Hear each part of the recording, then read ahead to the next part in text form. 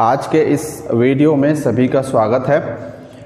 पिछले समय हमने प्रतिशत के पार्ट 1 में देखा था कि प्रतिशत की परिभाषा किस तरह से देते हैं और प्रतिशत किस प्रकार से निकालते हैं राशियों की तुलना करके। अगर आपने प्रतिशत का पार्ट 1 नहीं देखा है तो आप डिस्क्रिप्शन के नीचे में प्रतिशत का जो लिंक है उसको बिल्कुल देखिएगा, दिया गया है। उसके बाद फिर हम आज का जो सेशन है उसमें स्टार्ट करते हैं। रिजल्ट का प्रतिशत किस तरह से निकालते हैं। कई बार रिजल्ट में कितना प्रतिशत है अगर पूछा जाता है तो अंक का पूर्णांक इतना में से इतना नंबर है तो रिजल्ट कितना परसेंट का होगा, ये जानना मुश्किल हो जाता है। तो चलिए आज हम उसी रिजल्ट के प्रतिशत के बारे में बात करते हैं। तो रिजल्ट का प्रतिशत कैसे निकालें उसको हम देख लेते हैं। इसको समझने के पहले हम पूर्णांक और प्राप्तांक पर चलते हैं। पूर्णांक मतलब सभी विषय का एकमुश्त टोटल नंबर और प्राप्तांक मतलब उस सभी विषयों में प्राप्त किया गया नंबर। ठीक है, अब आइए इन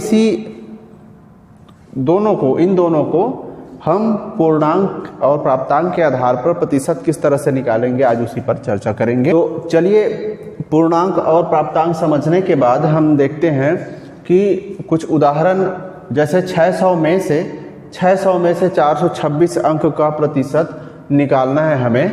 तो इसके लिए क्या करना होता है, जैसे हम लोग विषय में नंबर देते हैं ना, जैसे 100 नंबर का क्या है पेपर हुआ है, ठीक है, मान लो 100 नंबर का पेपर हुआ है, उसमें विद्यार्थी मान लो पाया है 72 नंबर। ठीक है, तो इसको इस तरह से इंगित करते हैं ना, इसको इस तरह से इंगित करते हैं कि उन्होंने 100 में से 72 नंबर पाया है। ठीक है, सेम उसी तरह से यहाँ पर पूर्णांक और प्राप्तांक के साथ होता है। तो इसको कैसे लिखेंगे, 600 अंक पूर्णांक है, प्राप्तांक कितना हो जाएगा 426 अंक का प्रतिशत मतलब हम इसको क्या करेंगे, दोनों का 100 से गुना करेंगे। ठीक है, तो क्या करेंगे यहाँ पर जो अंक जो 00 है 00 के साथ कटेगा। ठीक है, आपके पास क्या बचा 426/6, तो इसको 426/6 करेंगे। 426 को हम 6 से डिवाइड करेंगे तो कितने बार में जाएगा, 6 एकम 6, 6 सत्ते 42। ठीक है, और 6 एकम 6, यानी कि हम इसका प्रतिशत देखिए आसानी से किस तरह से निकाल रहे हैं, 71%। ठीक है, यानी कि 600 में अगर वो 426 पाया हुआ है, ठीक है, तो कितना परसेंट होगा, 71% होगा। जनरली आप देखते हैं कि 10वीं के मार्कशीट में या 12वीं के मार्कशीट में, चाहे वो किसी भी बोर्ड का हो, आप इस तरह से मार्कशीट तो देख ही सकते हैं। जैसा कि आपको स्क्रीन पर दिखाया जा रहा है, मार्कशीट आपको दिया जाता है तो उस पर किसी भी प्रकार का प्रतिशत नहीं लिखा होता है। तो आपको प्रतिशत हम इस तरह से निकाल कर बताएंगे। ठीक है, और बिल्कुल आसान तरीके से आपको बताया जाएगा।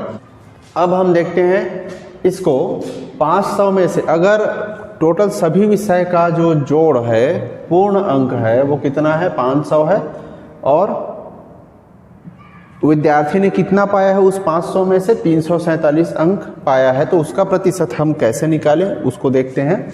सेम उसी तरह से होगा, इसने 500 में कितना पाया है 347 अंक पाया है। ठीक है, इन दोनों का हमें प्रतिशत निकालना है तो करना होता है। ठीक है, 00 कटेगा, 347 को 5 से भाग देंगे। ठीक है, 347 को हम 5 से भाग देंगे।